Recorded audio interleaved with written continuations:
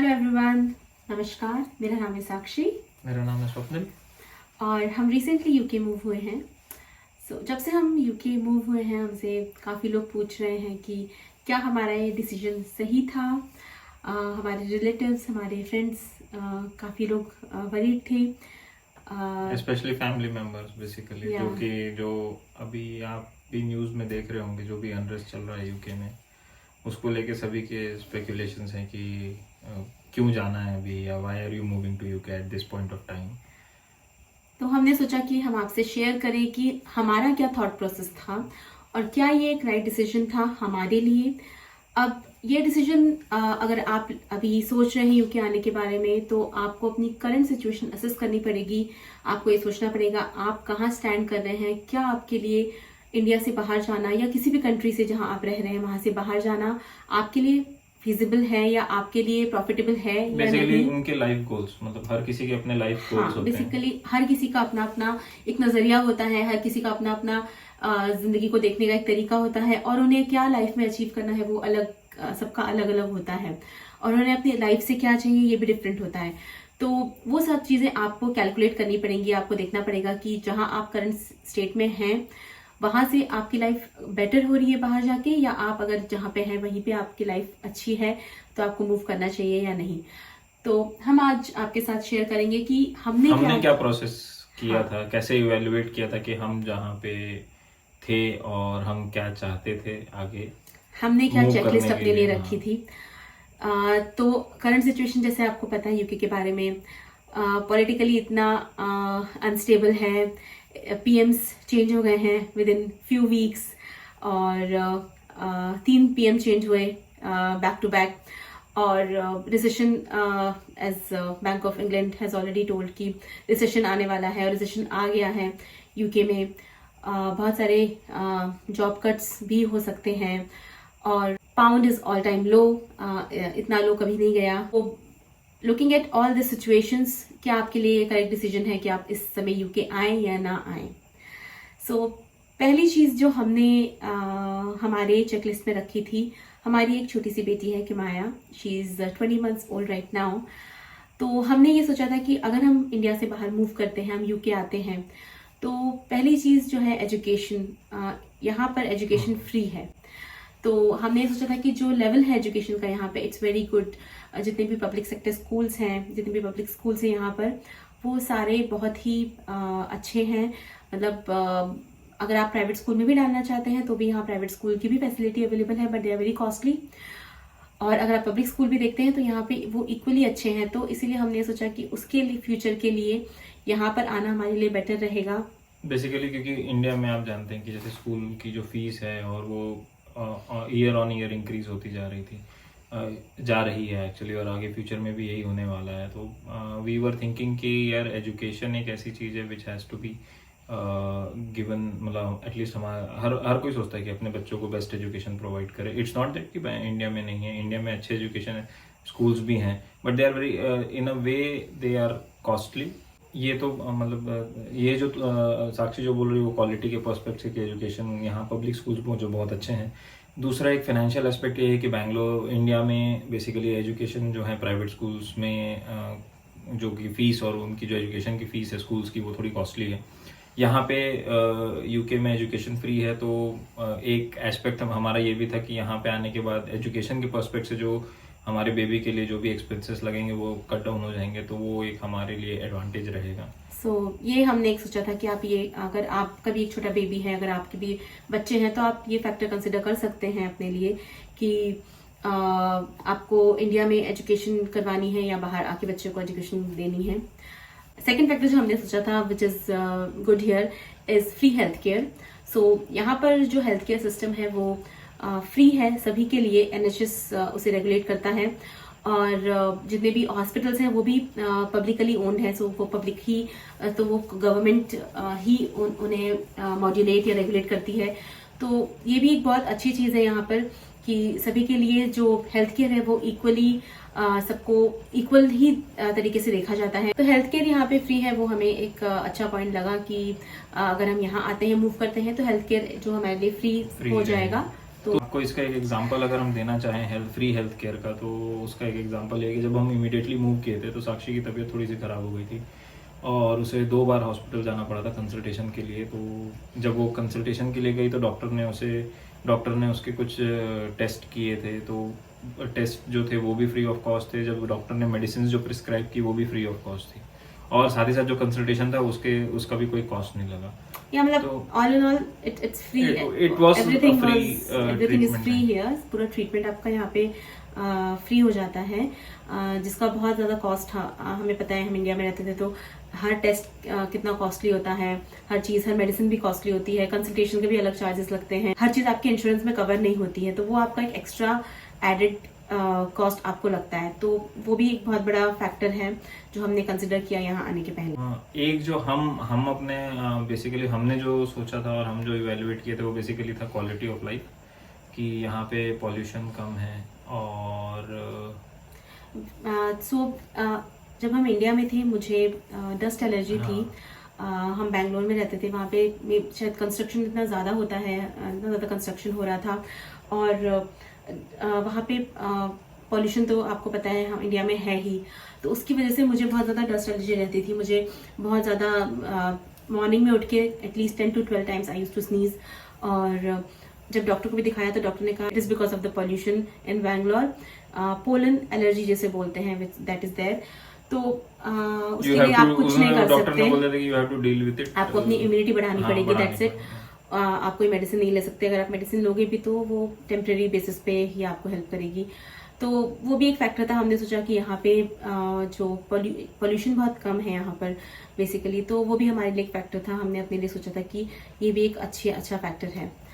उसके बाद इससे रिलेटेड एक फैक्टर जो है वेदर। तो यहाँ पे जो वेदर है, ठंड में भी इतनी ज्यादा ठंड नहीं होती, मतलब एक्सट्रीम टेम्परेचर नहीं जाता फ्रिजिड है। टेम्परेचर्स नहीं होते जो हाँ। बेसिकली जब आप माइनस में चले जाए टेम्परेचर से, कि भाई -15 -20 चले जाए, वैसे टेम्परेचर्स ऐसे नहीं है। टेम्परेचर नहीं है। जितना हमें अभी तक पता लगा है और जितना हमने सुना है, जितने लोगों से भी हमने यहाँ पे बात की है, मिले हैं, तो सबने यही कहा है कि जो ब्रिस्टल में टेम्परेचर है वो ज़्यादा से ज़्यादा -1 या -2 तक जाता है इन अ डे, मतलब वो भी at night, but during the day it is some hover around somewhere between 1 to 3 degrees winters में।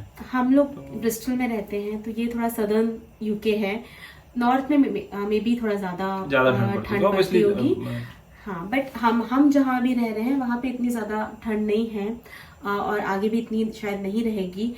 वो भी हमारा एक फैक्टर था कि इतना ज़्यादा ठंड नहीं है और हम कोप अप कर सकते हैं इस टेम्परेचर के साथ, तो इसीलिए ये भी हमारा एक फैक्टर था कि हम यहाँ मूव हुए। उसके अलावा एक और फैक्टर है जो टाइम जोन डिफरेंस। तो इंडिया से अभी ठंड चल रही है तो यहाँ पे डे लाइट हैज़ एंडेड, तो हमारा जो डिफरेंस है वो 5.5 आवर्स का है। और अगर जब डे लाइट स्टार्ट हो जाएगा आफ्टर मार्च तो हमारा 4.5 आवर्स का डिफरेंस हो जाएगा। तो ये भी फैक्टर हमने कंसिडर किया कि जो टाइम डिफरेंस है, टाइम जोन डिफरेंस है, वो भी इतना ज़्यादा नहीं है इंडिया से। तो अगर आपको अपने फैमिली या फ्रेंड से बात करनी हो या उनके साथ आपको कनेक्ट में रहना हो, डेली बात करना हो, तो उतना ज़्यादा डिफरेंस नहीं आएगा। आपको उनके साथ उतना ज़्यादा स्ट्रगल नहीं करना पड़ेगा उनके साथ आपको कनेक्टेड रहने के लिए। तो ये भी एक फैक्टर था। अगर आप डिस्टेंस देखें तो वो भी यूके और इंडिया में इतना ज़्यादा नहीं है। ऑन अ स्ट्रेच 10 घंटे की फ्लाइट होती है, yes. तो इजीली आप फ्लाइट ले सकते हैं, डायरेक्ट फ्लाइट। अदरवाइज एमिरेट्स और बाकी फ्लाइट चलती हैं जो मिडिल ईस्ट में, हॉप इन करके आप बैंगलोर या जो भी बड़े सिटीज़ है इंडिया में वहाँ तक की फ्लाइट रहती है, which are pretty much comfortable. तो इतना स्ट्रगल नहीं है इन टर्म्स ऑफ रीचिंग, मतलब फ्लाइट के पर्सपेक्ट से इतना दूर नहीं है, दूर मतलब भी नहीं है, इतना डिस्टेंस नहीं है, तो इतना आप आराम distance से इंडिया का ट्रिप मार सकते हो साल में एक बार एटलीस्ट। तो ये भी हमने एक फैक्टर सोचा, बिकॉज हमारा ये सोचना था कि at least once in a year तो हम इंडिया ट्रैवल करें, या हमारे घर वाले यहाँ आना चाहें तो वो आ सके। तो ये भी एक फैक्टर, पर्सनल फैक्टर हमने सोचा था कि ये भी हमने अपने दिमाग में रखा था before moving to UK. This is all about personal aspirations और पर्सनल एस्पेक्ट्स जो हमने कंसिडर किए थे।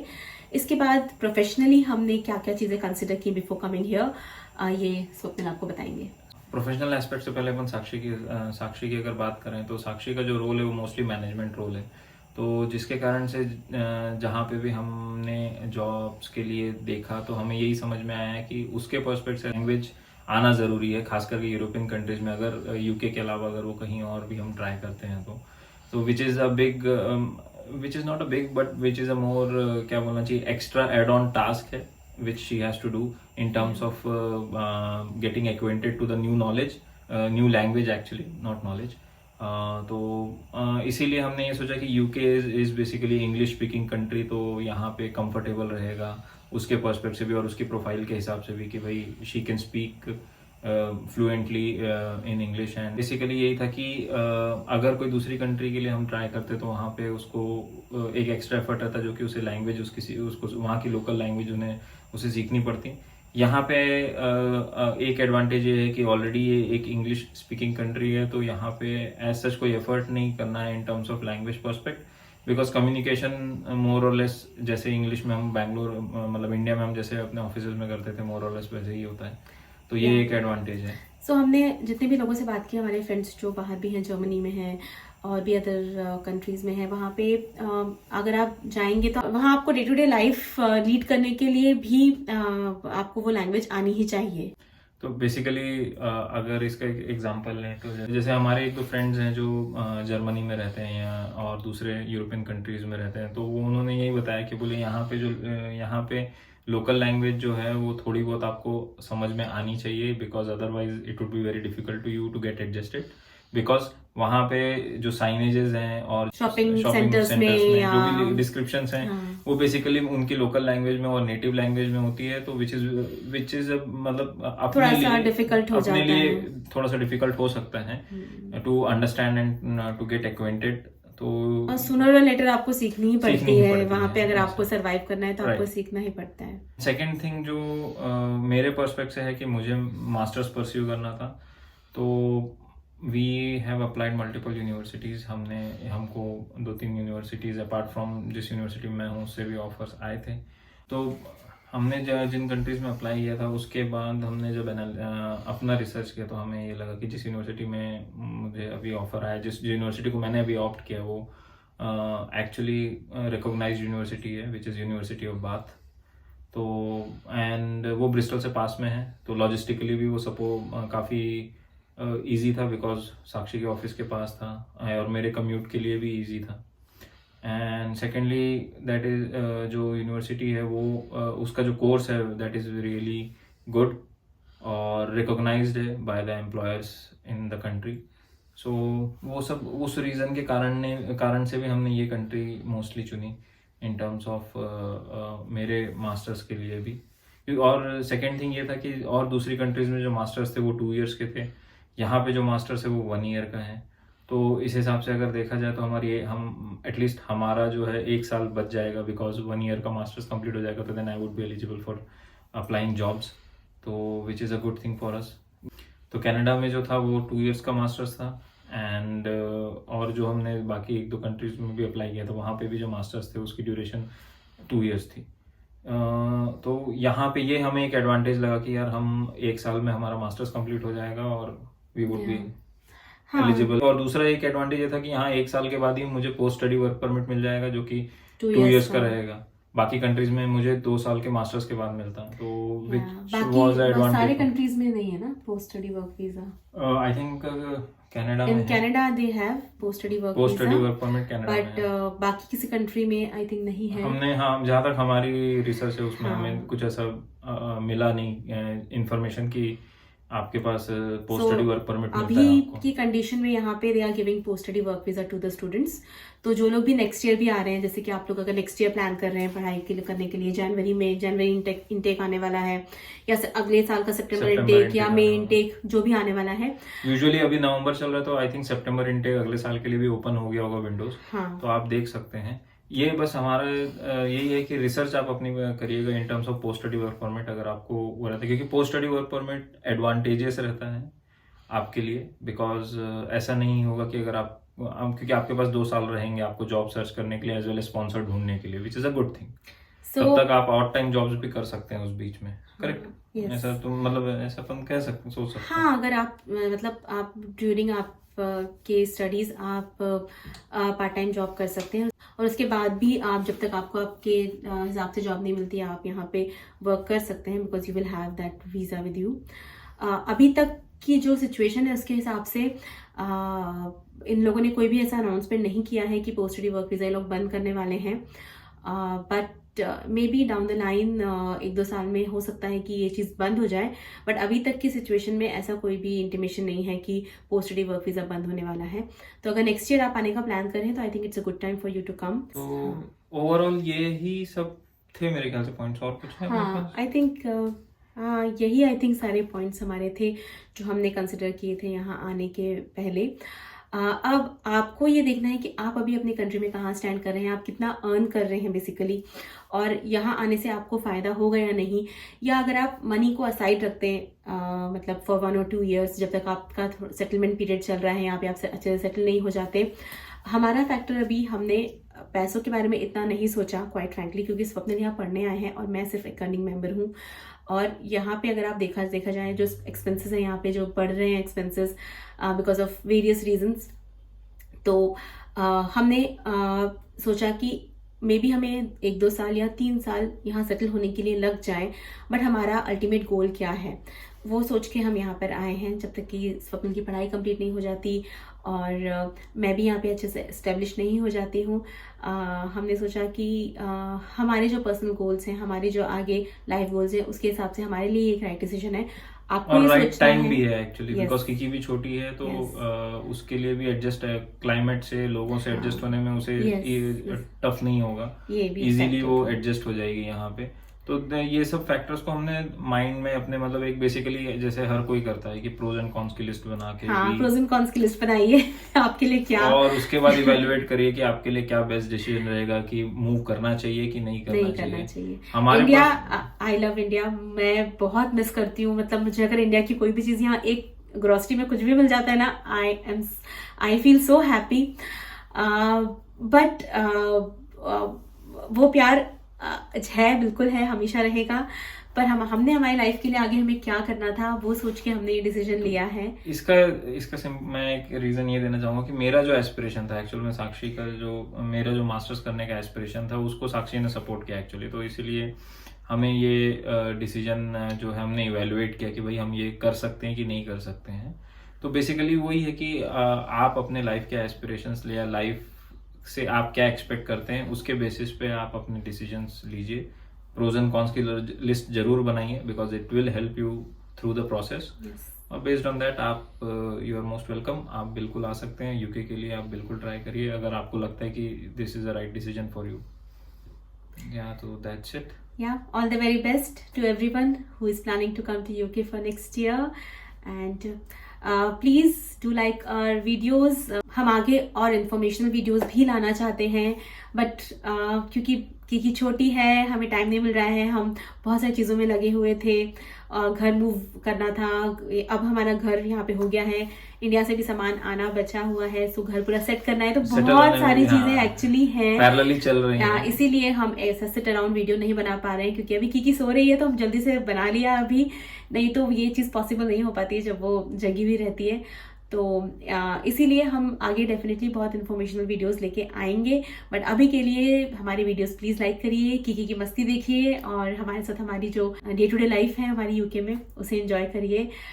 थैंक यू सो मच जो भी हमें सपोर्ट कर रहे हैं अभी तक, thank you so much, and see you in the next video, bye bye.